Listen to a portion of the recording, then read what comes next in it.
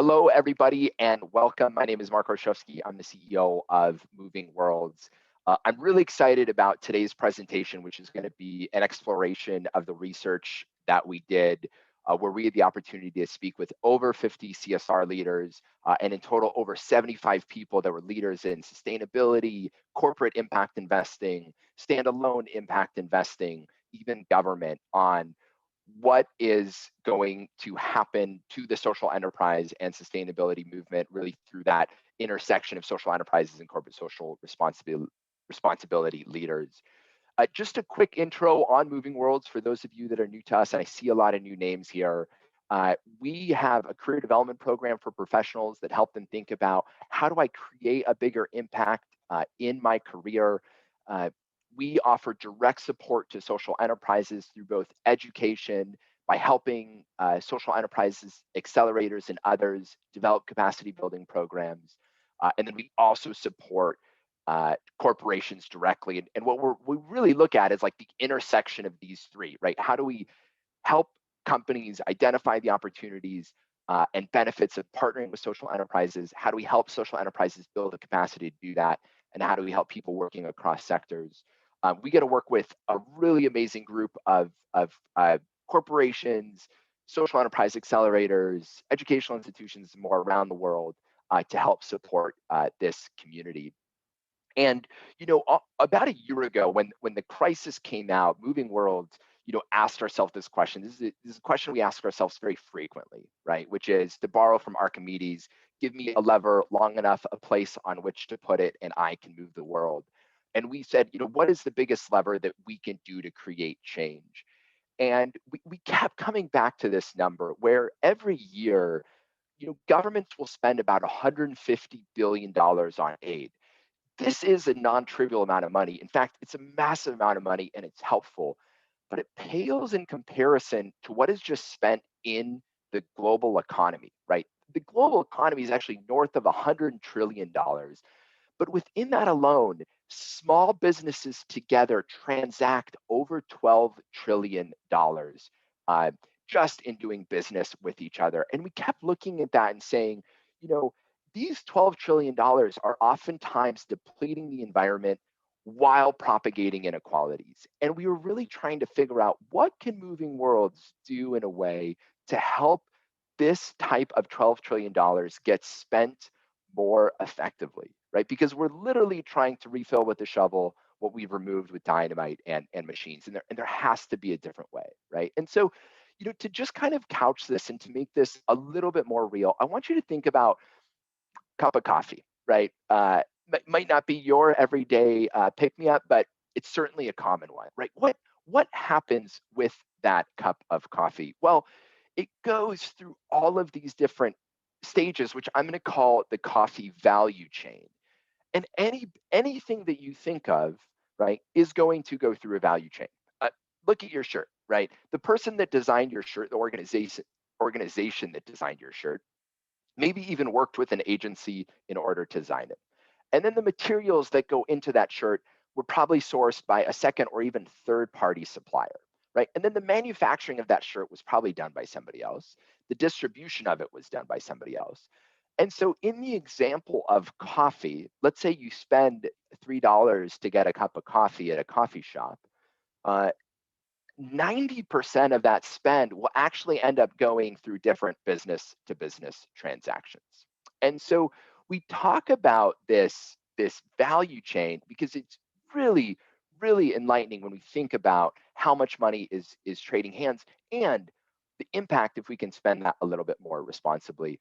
And so here, I'd love to borrow this quote from Gucci, a Moving Worlds partner, that says, like, we've kind of gone too far on this spending. And meanwhile, there are these really inspiring organizations around the world that are showing that there are better ways to operate, right?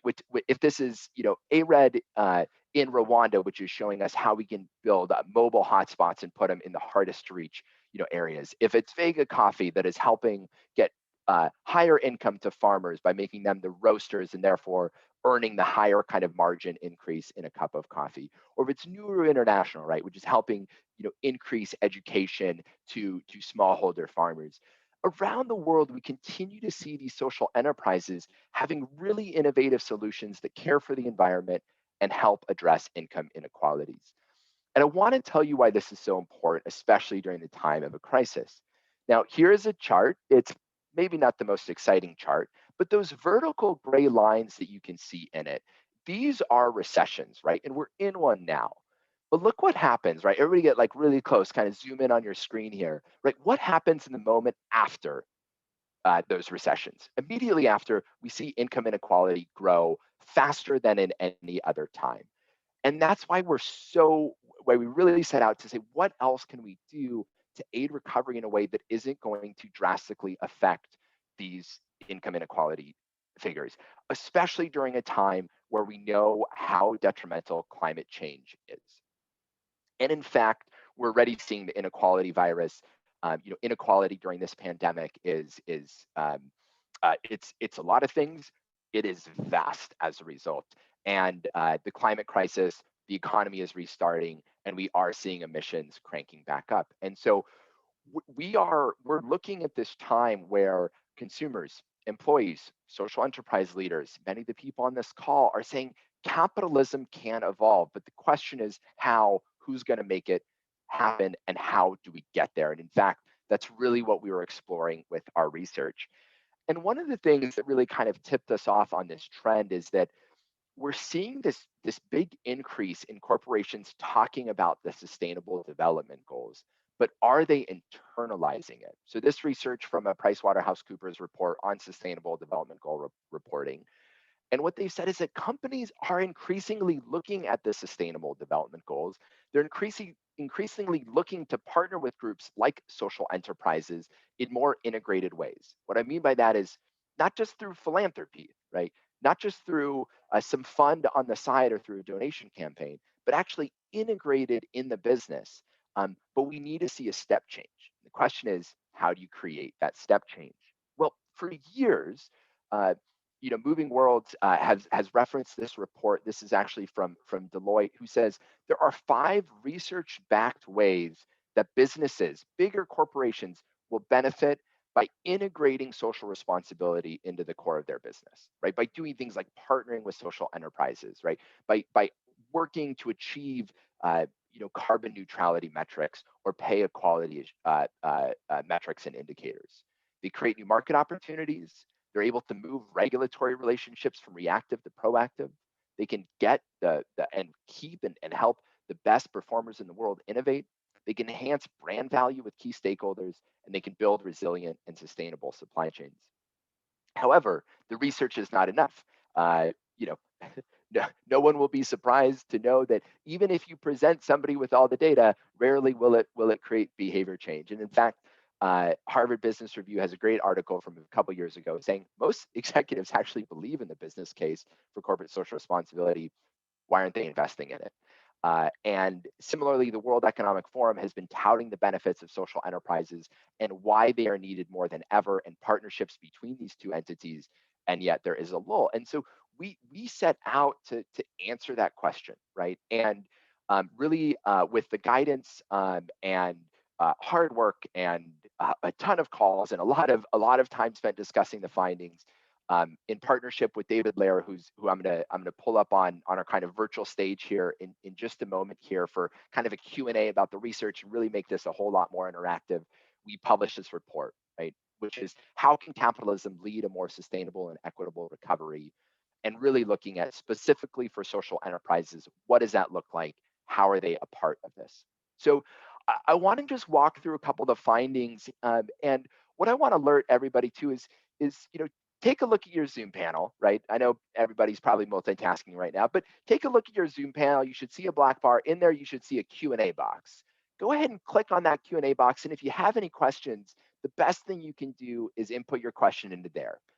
You're welcome to get engaged on chat and say hi, hello, introduce yourself, but the Q&A box is what we're going to use to moderate the discussion. So as we start going through the findings here, go ahead, find that Q&A box and feel free to start posing questions. We'll start to get answering those in probably just about 5 minutes here. So I want to go ahead and share the quick findings. And of course, we will absolutely share the link to this report to everybody that's registered here. So first off, what did we do? We interviewed a ton of people, a lot. And here's the breakdown of that. So you can see we had impact investors, leaders of corporate foundations. We had some board members of venture-backed companies, of publicly traded companies, social enterprise leaders. Within corporations, we talked to HR leaders, university professors, government representatives elected, a lot of CSR leaders, a lot of social enterprise support organizations and impact investors. And we also talked to professional service organizations that service corporate social responsibility teams. And then we read a ton. This is like one of the last pages in the report. These are all the things that we read that we also think are worth sharing. We also read a lot that, well, it might be good, but we didn't think it was worth sharing. So that is all in the report. Our report ended up pretty long. We thought we'd maybe end up with like a 1 or 2 page summary.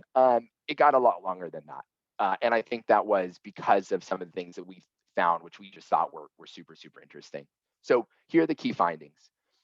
What we noticed is that corporations, so think about business executives and the boards, they're looking at corporate social responsibility teams in a outdated philanthropic mindset. 10% of corporate boards have any type of KPI or task force on ESG factors. 1% of publicly traded companies have some type of chief sustainability or social impact officer. They are still viewing this as philanthropy, right? And with that, it creates a lot of challenges in terms of really integrating social impact into the core of the business. And if you'll see, they're actually exposing themselves to a lot of risk as a result, from competition, from competitors, and from other organizations that are able to kind of emerge or even create new markets and steal their opportunities. Now, corporate social responsibility leaders are some of my favorite leaders during this time. Many have said, never let a good crisis go to waste. What's happening is atrocious, but I'm going to use this opportunity to really change my company from the inside out. That said, usually because of the way that they are influenced by their executives, they still have to chase a lot of things, including some metrics that, quite frankly, aren't going to move the needle on more equitable recovery, like how many volunteer hours or how many dollars of donations did we raise, right? And so, the corporate social impact responsibility leaders that we saw within companies have this intense pressure of, I'm really trying to do more, but I still have to manage a lot of things that I quite frankly don't even think move the needle, but I have to do it because, our CEO, or it has to be, in our report because of XYZ. And Moving Worlds just published a blog kind of earlier in the week that even highlights some of those discrepancies. Social enterprises, if you talk to a social entrepreneur, you're talking to somebody that's trying to raise money, almost exclusively. And we consistently see that 9 out of 10 social enterprises won't be successful in raising next level funding, whether that's grant or impact investing. And so what we are seeing is that they're missing a really big opportunity to scale on revenue because corporations are actually spending more to start achieving some of their environmental, social, and governance factors, which we call ESG. As an example, SAP has committed 5% of their spend, this is worth millions of dollars a year, that will only get spent with social enterprises. Another 5% will go to traditionally underrepresented business owners, right? So 10% of all the money that SAP spends, right? This is a global company with tens and tens of billion dollars in revenue every year. They are saying 10% of the money that we spend to go and then create our own revenues is going to go to social enterprises. And yet social enterprises aren't chasing that money. They tend to kind of go more towards, they're spending more time fundraising, even though most of them won't actually be able to fundraise successfully. Accelerators are doing an incredible job of facilitating the growth of social enterprise movements, right? I want to highlight groups like Village Capital, Agora Partnerships, groups that are doing incredible work, often in regions, to help build up a social enterprise movement. But there is a traditional model. Most accelerators are built on a Silicon Valley style. We're going to take some equity in a company and therefore we want it to grow, which means the only way that accelerator to sustain in it and of itself is to help those organizations raise more money. And similar to the previous point, that's not always what will help the greatest number of them get to the next level. However, accelerators increasingly also are very interesting to corporations. And we believe that accelerators can do a lot of work to actually help social enterprises connect into businesses, which will then help these social enterprises grow on sustainable revenue streams that are also mission aligned. And the government one is the one that we have the least findings on. In general, what we found is that government isn't really looking and doing as much around building up um, the sector or the space for social enterprises to really flourish. We're seeing this in some areas like the UK. If you want to see a great example, Utrecht in the Netherlands has done a really cool job of building out if you will, a model on how can one city really help build a social enterprise movement. But we think there's a lot more that can be done. But here's a common theme. The social enterprise sector and the partnerships with it will grow rapidly, right? We firmly believe this. We see this. The conversation is happening about it. However, most are not being strategic about what this growth in corporate partnership opportunities really means for their organizations. And we think there's a big opportunity, especially for social enterprises, front and center in this presentation, to really look at opportunities in order to do that. Before getting into questions, I did want to share just a couple, let's call them humorous moments. One of them was, what is a social enterprise? And now as I'm seeing this and being reminded of it, maybe I should have started this presentation with that. The definition of social enterprise, if you ask 10 people, you'll get 10 different definitions.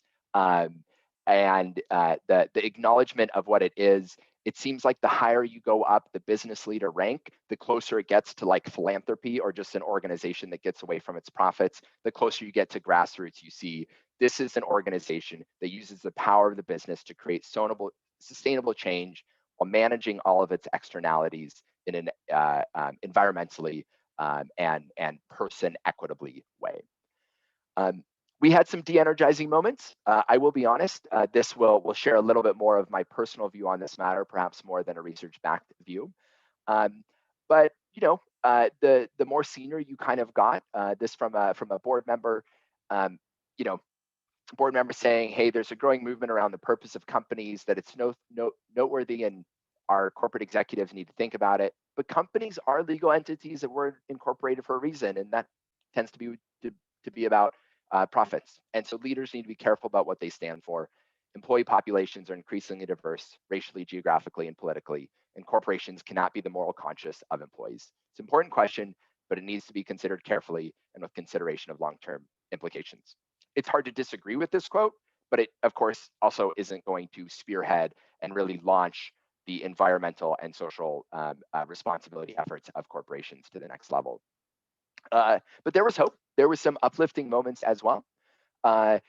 This from a CSR leader of an international tech company. So companies are making bigger commitments on sustainability, equity, justice, and other social factors. Most don't know how to achieve this. In order to achieve them, they will need to partner with a new type of enterprise, the social enterprise, which prioritizes and measures sustainability, equity, and justice factors alongside profit. When these businesses with a social focus are integrated into supply and distribution chains, only then can corporations reach their increasingly audacious sustainability and equity commitments. This was very heartening to me, right? We've seen a lot of big companies say, we will be net zero by 2025, 2030, 2040. The only way that they can do that, especially, and I want to add a quick note here, in corporate ESG reporting, environmental, social, and governance reporting, there are things that are called scope emissions, scope 1 emissions, scope 2 emissions, and scope 3 emissions, right? Scope 1 is the carbon emissions directly as a result of business, right? Scope 2 is going to come from things of like secondary things, right? Let's say travel associated with business. And then scope 3 is maybe farther down in your supply chain, right? Typically where you have less control. So a company can say, hey, we're going to be net zero. The question should be, well, is that scope 1 emission, scope 2 emission, or scope 3? Or is it all? Hopefully it's all. Most aren't. Now that said, for any company to achieve their sustainability targets, they need to have partners that are also sustainable. And this is where social enterprises have so much potential, by being built sustainable and equal from the beginning, they're able to go in and compete on corporate contracts in a way that other businesses that have been built up in a more traditional manner can't. There were also some wow moments. There were a couple of these where I really think we kind of like turned our head and looked and were a bit surprised. One of them is the rapid growth in impact investing. This, perhaps more than any force, is really forcing corporations to look more at some of their sustainability targets. Um, the other one is sustainability reporting. 96% of the biggest 250 companies in the world do have some type of sustainability report. Now, here, there is a really interesting distinction. As an example, I would encourage you, go look at Microsoft's corporate sustainability report. You will see them hit very, very specific targets. We are going to get these many people access to the internet. We're going to have carbon zero by this year and carbon negative by this year. And in fact, by the year 2030, we're going to replace all the carbon we've ever emitted since the day we incorporated. Now, that's very different than some others. You might go to report and just see, hey, this is how many volunteer hours we did and how many donations we've created, right? So they don't have like a really kind of meaningful move on these reports. So 96% doesn't actually mean that these are good reports, but it does indicate that it is growing in importance. The other thing that was really exciting for us to see is that corporate impact investors in innovation have committed a mass amount of capital into impact investing, and it's growing at 54% year over year. We've seen some major companies create very, very big funds, and we've seen some really exciting initiatives like the PepsiCo has a South African development fund initiative. Merck has done some really cool work on impact investing themselves. So I think some of these moves are showing that companies are not just engaging more with volunteers, or not just engaging more with their philanthropy, are not just committing even impact investment dollars, but they're also looking at their procurement spend and building up long-term supply chains to really hit ESG targets. Not all, but many. And I think that's something that we should really look at, and again, creates big opportunities for social enterprises. So I come back to this question, right? And maybe here even offer a second of introspection, right? Is what is the biggest lever that we have, and how can we make a change, right? And I think, for Moving Worlds, we've said we need to make capitalism more sustainable and equitable. And we think that the humans working in social enterprises have the best way and the best line of sight in order to do that. Social enterprises are proving how to make unit economics work in very challenging situations. And in doing so, they're able to operate more ethically, more equitably, and in an environmentally conscious way. And if they can partner and pull into corporations, then we believe that can help make capitalism itself more sustainable and equitable. And indeed, that is what actually the majority of consumers and employees want. So, we're going to open it up to Q&A here. So I'm going to ask Dave to turn his video back on, and he'll join me here on stage. As that comes on, I do want to say, for anybody that does want to kind of get more involved, learn more about this stuff, we are currently in the enrollment period for our Moving Worlds Institute Career Growth and Social Impact Program for social enterprises that want to access and build the skills and know-how to build some of these partnerships with the corporate sector. We recommend our S-Grid Social Enterprise Accelerator. We take zero equity, and we give you all the support that we can in order to help you grow partnerships. And for corporate partners, if you're interested in engaging and educating your employees on how to do more across the social enterprise sector, we'd love the chance to talk to you. So, Dave, I'm pumped to have you here. I'm sure that the audience here as well is going to be glad to have another voice here. Dave, tell us a little bit more about you. Let's kind of get started. Who are you, and why are you kind of talking to us? Yeah, well, first of all, thank you so much, Mark, for inviting me. And let me just make sure my audio is on. I feel like I need a coffee mug that says you're on mute. I just have the dog coffee mug, but that's coming. Audio's great. Um, You sound great. okay, cool. And it's also cool to see in the participant list a handful of people that I know and a handful of organizations like Tides that is really doing some great work around corporate partnerships and corporate involvement with social enterprise. So, just really briefly, I spent the first half of my career In tech firms, I was kind of a business development, new market entry guy, spent a lot of time working in Asia. And I was really struck by how in Asia, the sort of PC revolution wasn't happening the way it was here. It was phones. And my last official position was with Palm. Some of you, not too many of you, may remember the Palm handhelds and the Palm Trio, which was in many ways one of the first smartphones. And I got really interested in how that could be used as a tool for business that would connect people.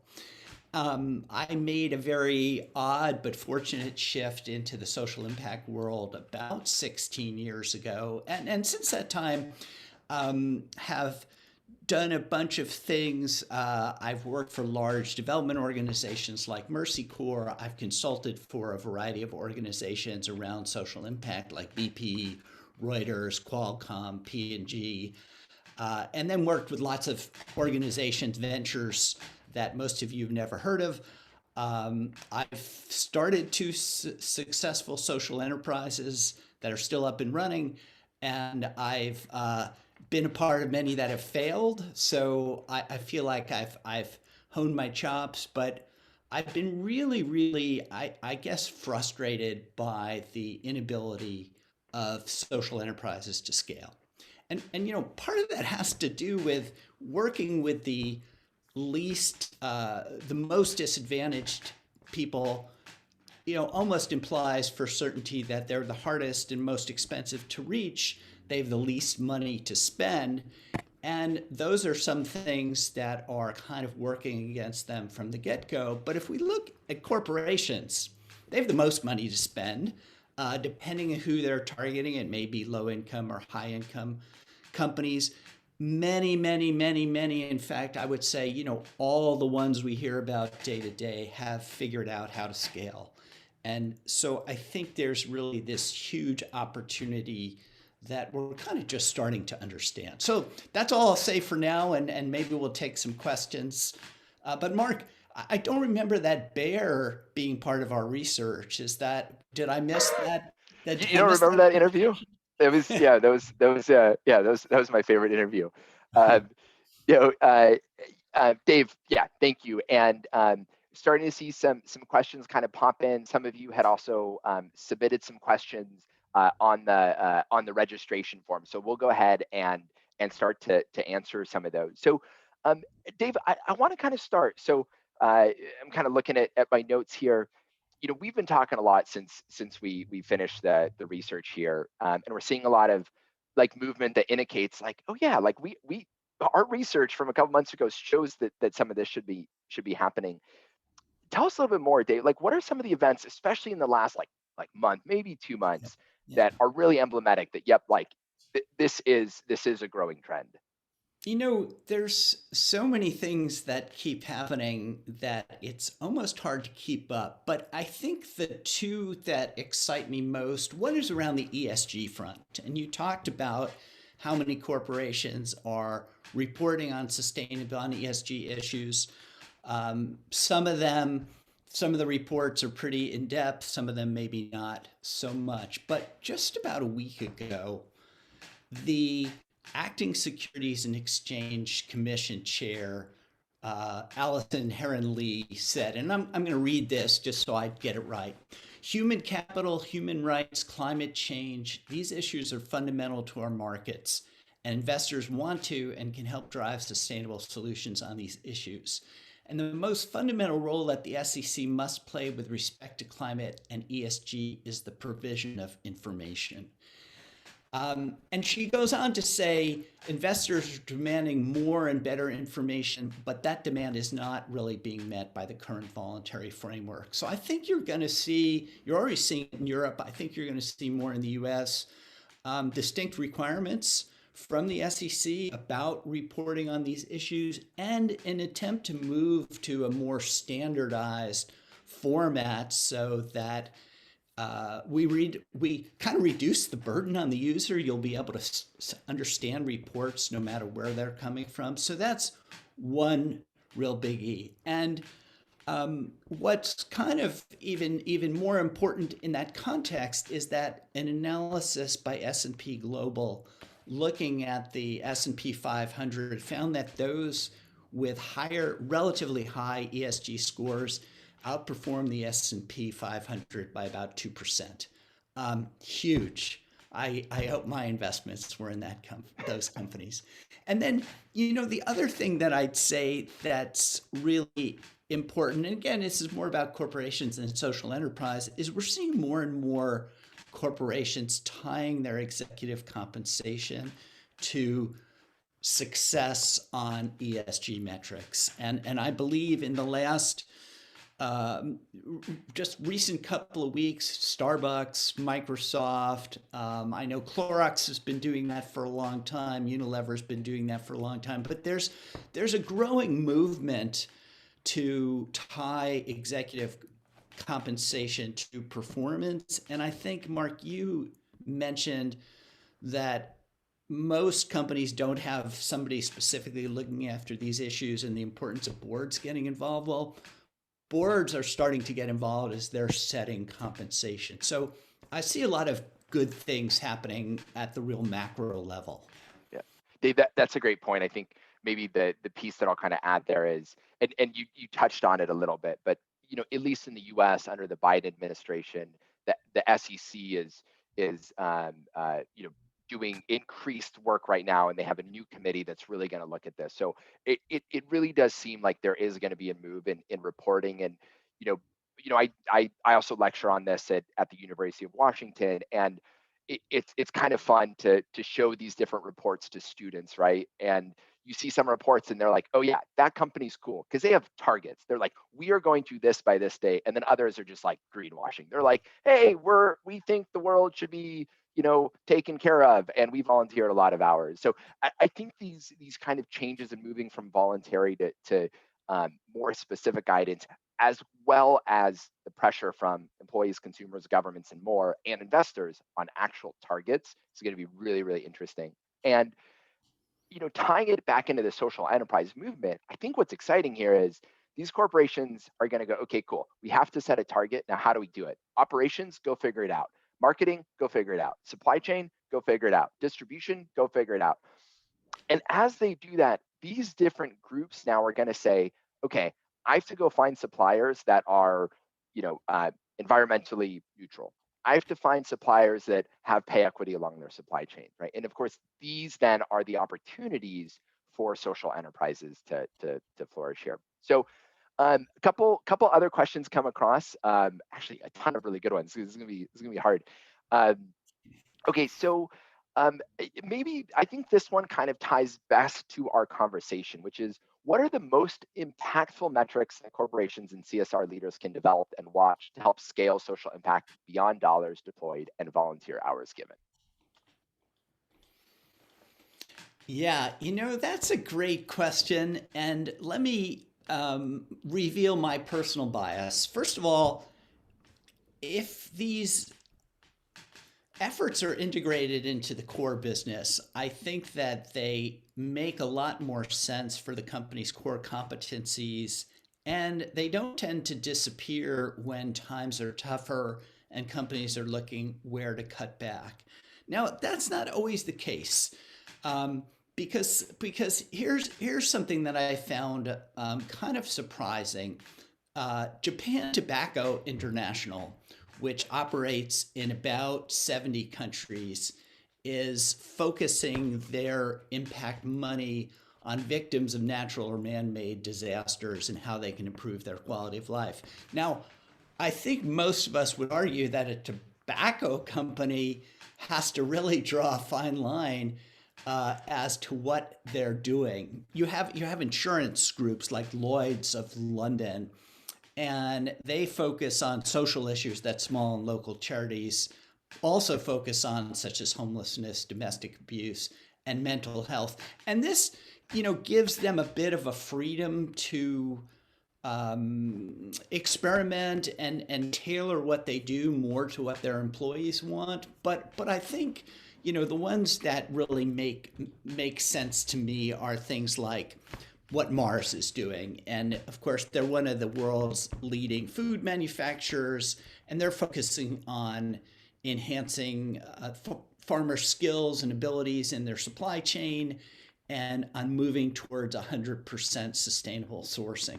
So, in all of these, you might imagine, there's different metrics. I think what we see a lot of companies reporting on is kind of number served, a little bit like McDonald's, number served. You know, it's a start, but numbers served don't really tell us how lives have been changed. And without sounding like I'm dodging the question, uh, those metrics are going to be different whether you're a food production company or somebody who's in the health space, but they have to be really about how have lives changed, and can I meaningfully say that my contribution made a difference or my activities made a difference to this, not just how things have changed overall, but how has what I've done changed that? Yep.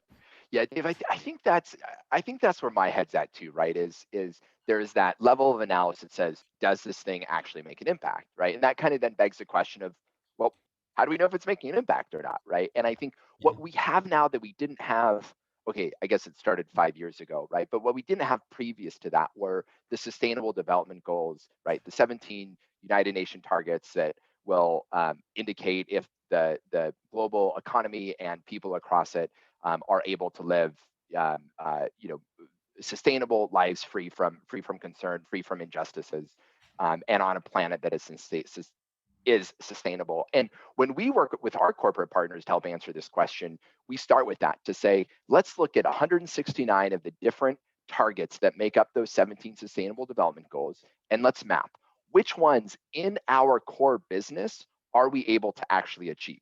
Which ones where if we maybe changed something, we could actually start to measure some real impact, right? So Dave, I think to your point, if we did something, could we actually see an improvement towards the SDGs? Now, once you isolate those, then you're able to say, okay, cool. Within my organization, operations need to do this, marketing can do this, our CSR team can do this, HR can do this. And then you give those organizations targets and then you measure against it, right? And so I think when it comes to the most impactful metrics, that would be by addition, or maybe I should say the guidance that I would give on how to figure those out, because they're so vast company to company, is to do a deep analysis of what are we doing in our business that moves us towards the sustainable development goals. Let's do more of it. What are we doing in our business that moves us away from the sustainable development goals, right? And let's do less of that, or do that in a way with reductions over a year.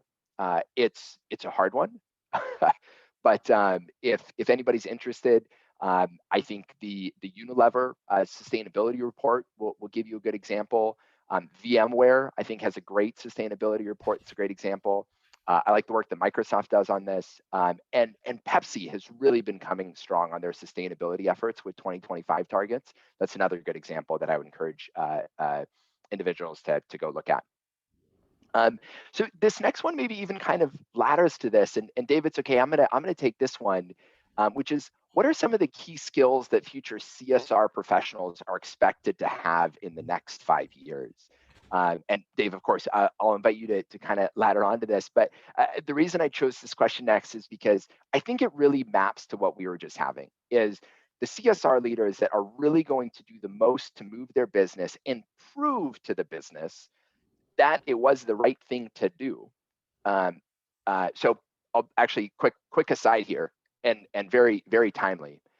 So there was a report, I think from 3 years ago, from EY, maybe KPMG. Sorry for crossing you two. Um, that showed that for business executives that take a strong stance on corporate social responsibility, if their business achieves their business goals, they are more likely to keep their job and earn a bigger bonus.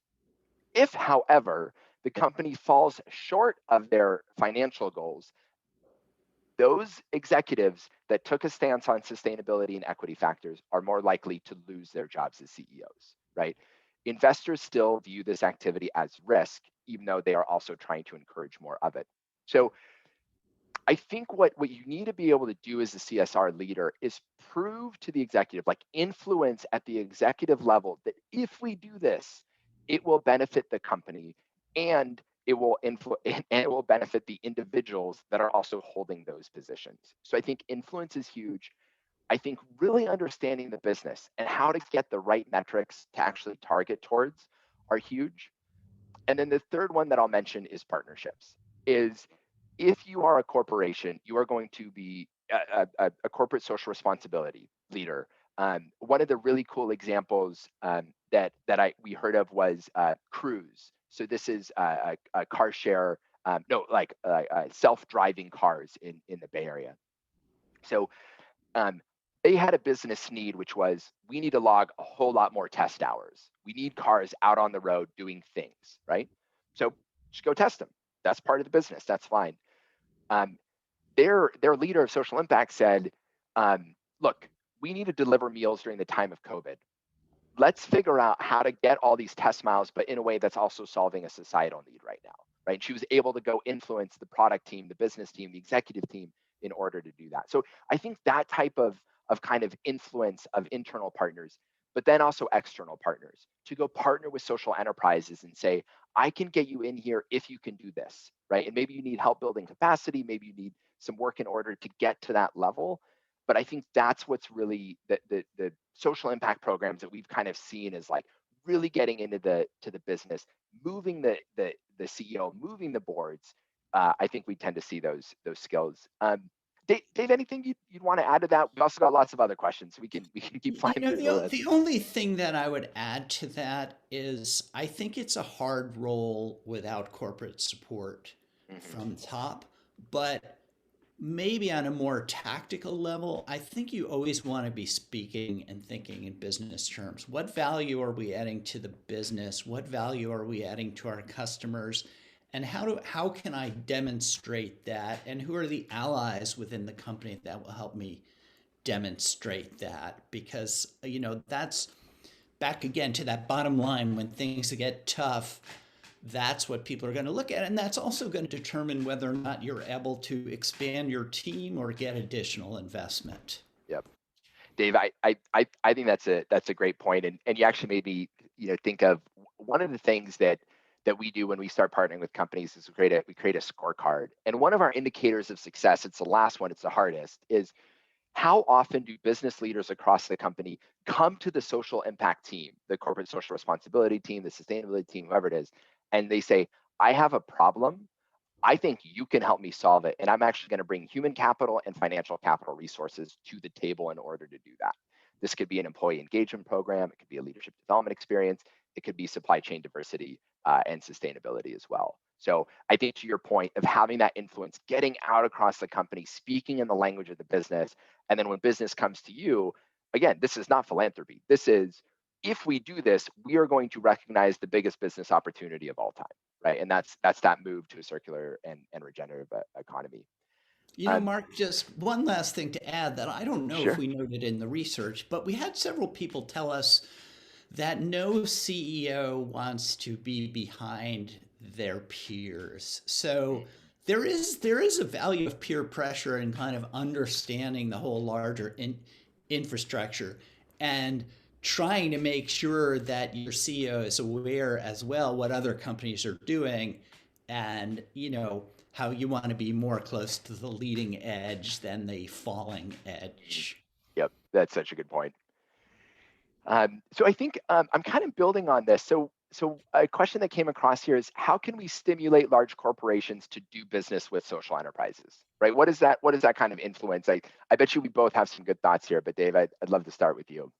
Yeah, let me add something that we didn't really look at in the report and in our research. And if you think about many corporations have a corporate venturing arm, and they serve many functions, but they're generally there to understand the markets that they're in or markets that are adjacent to them that they may wish to enter.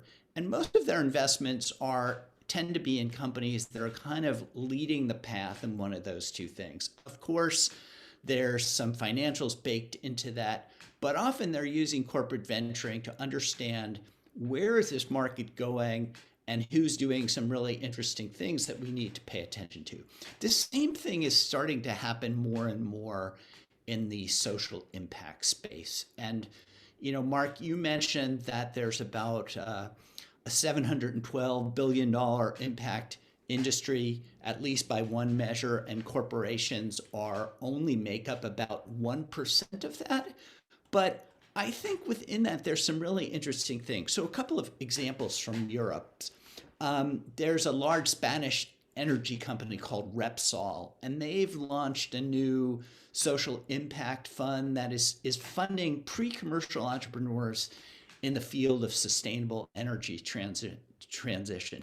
So there are many, many innovative people not working at companies, and they're trying to figure out, how do we understand this market? One way we're going to understand it is investing in these early stage entrepreneurs. There's another one, a company called MAN, M-A-N, which is a European commercial bus and trucking company. They've set up an impact accelerator, and they're supporting entrepreneurs working on mobility, transportation, and logistics.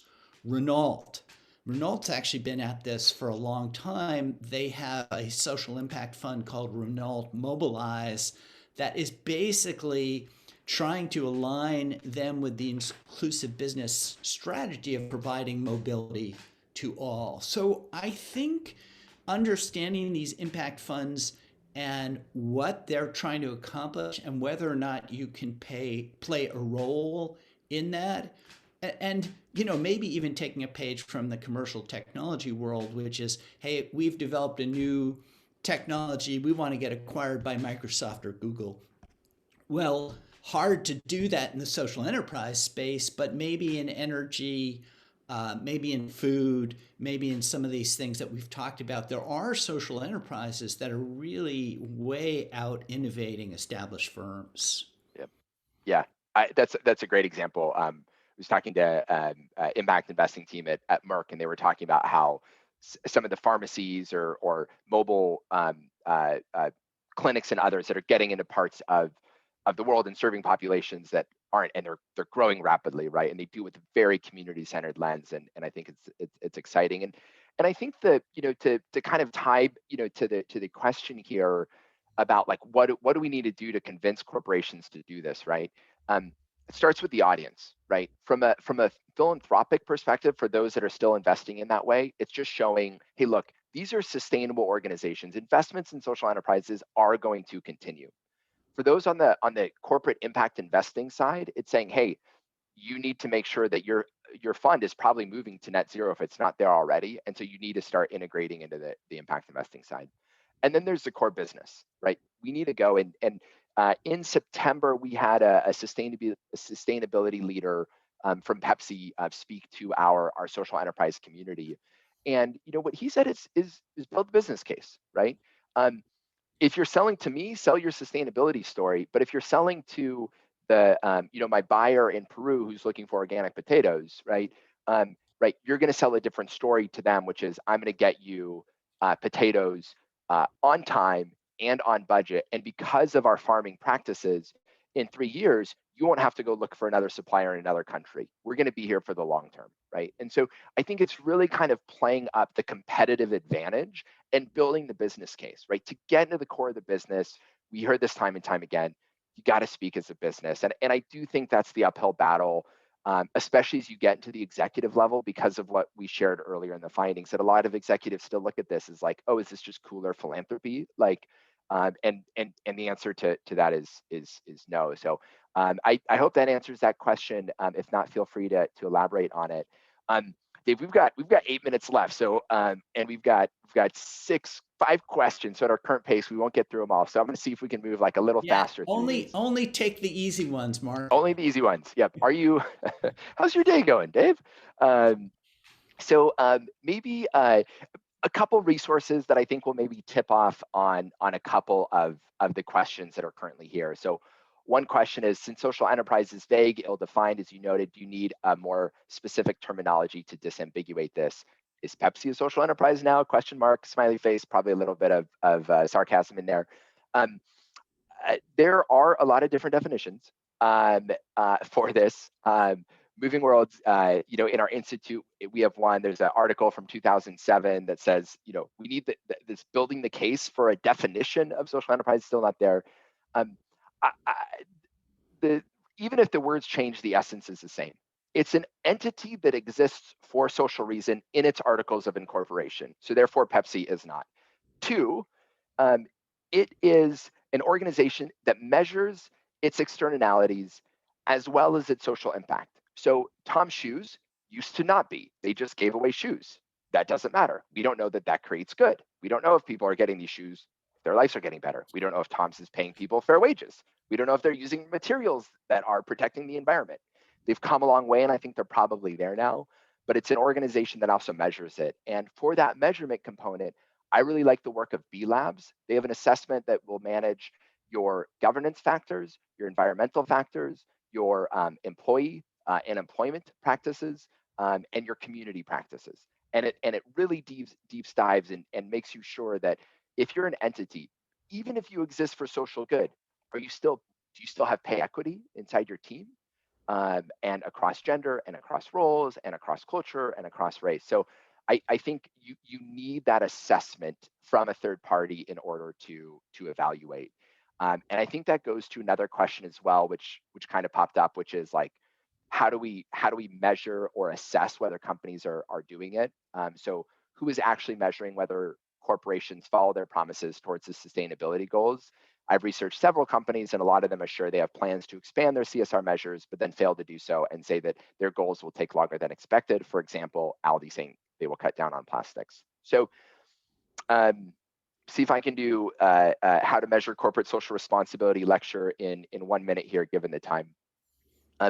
There are a variety of different frameworks that companies use to measure social responsibility, right? You can start with ISO that just says like, hey, you should measure social responsibility, right? Then you can get into a framework like GRI that says, if you are measuring social responsibility, like pay equality, this is how you do it, right?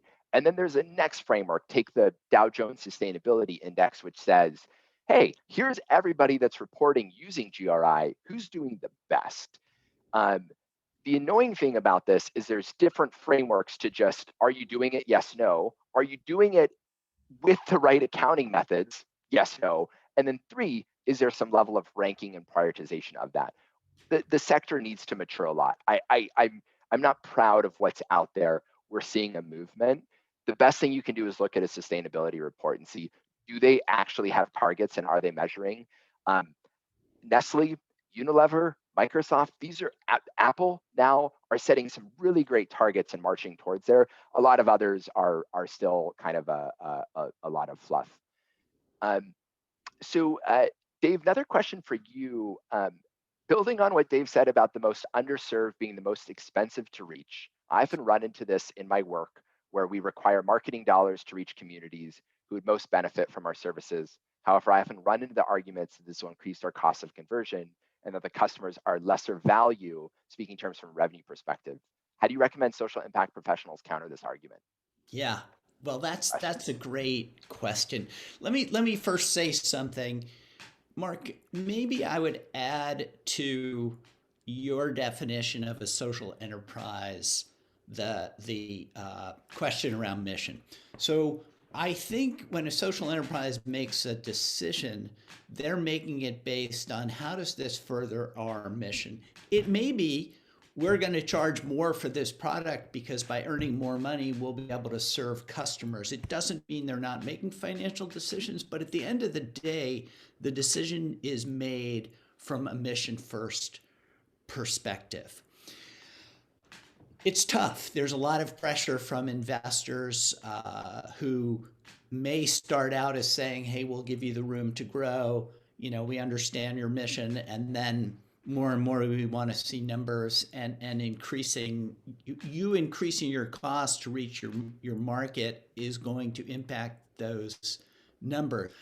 I think that this is going to be a constant struggle in cost of acquisition, cost to serve, and that it somewhat behooves us from an impact investing, from a technical capacity, from a philanthropic, from a government standpoint to provide better funding mechanisms to make that happen. Mark, let me ask you. It's a tough question. I'm not sure I really answered it in all honesty, and that's why you're So here. so hard.